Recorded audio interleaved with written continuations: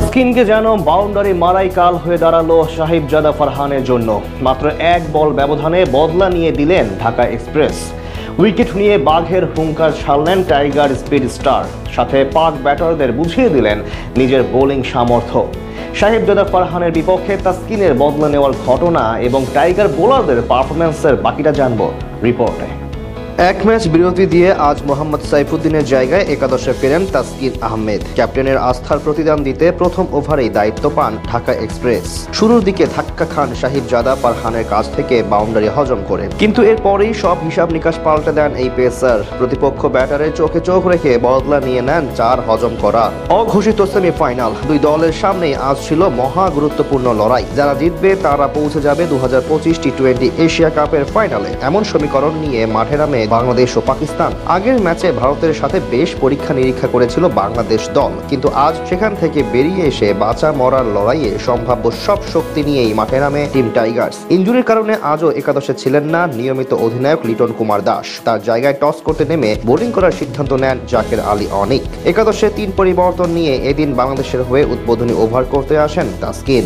সেখানে প্রথম 2 ball dot দেওয়ার পর তৃতীয় বলে সাহিবজাদা ফারহানের কাছে বাউন্ডারি হজম করেন তিনি। তার করা শর্ট লেন্থের ডেলিভারি কভার এবং এক্সট্রা কভারের মাঝখান দিয়ে 4 পারেন এই ব্যাটার, কিন্তু এরপরই বদলা নিয়ে নেন তিনি। ঠিক পরের বলে তার করা অফ স্ট্যাম্পের বাইরে ফোলার লেন্থে ডেলিভারি স্কোয়াড ড্রাইভ করতে গিয়ে ক্যাচ তুলে দেন সাহিবজাদা, আর এতে ম্যাচ নিজেদের দিকে নিয়ে আনেন তাসকিন। উইকেট পেয়ে ঠিক বাঘের মতো উল্লাস করেন ঢাকা এক্সপ্রেস। তার সেই উইকেট নেওয়ার পরের ওভারে এসে স্পিন ভেলকি দেখান একাদশে প্রত্যাবর্তন করা আরেক ক্রিকেটার শেখ মাহাদি হাসান। এবার তারকা ওপেনার সাইম আইয়ুবকে আউট করেন তিনি। মাহাদির অফ স্ট্যাম্পের বাইরে ঝুলিয়ে দেওয়া ডেলিভারি বড় শট খেলার লোভ আটকে রাখতে পারেননি এই পাক ব্যাটার। ফলাফল, ক্রিজ থেকে বেরিয়ে এসে লং অন দিয়ে খেলতে গিয়েছিলেন সাইম, কিন্তু বল বেশি দূরত্ব না পাওয়ায় সোজা মিড অনে গিয়ে ধরা পড়ে রিশাদ হোসেনের হাতে।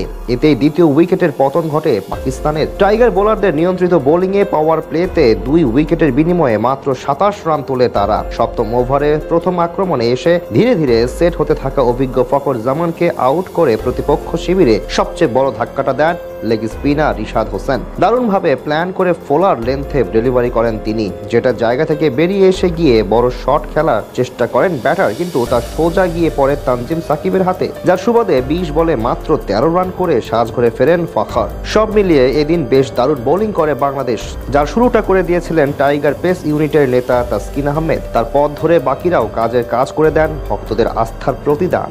অঘোষিত সেমিফাইনাল, দুই দলের সামনেই আজ ছিল মহা গুরুত্বপূর্ণ লড়াই। যারা জিতবে তারা পৌঁছে যাবে 2025 টি-20 এশিয়া কাপের ফাইনালে। এমন সমীকরণ নিয়ে মাঠে নামে বাংলাদেশ ও পাকিস্তান।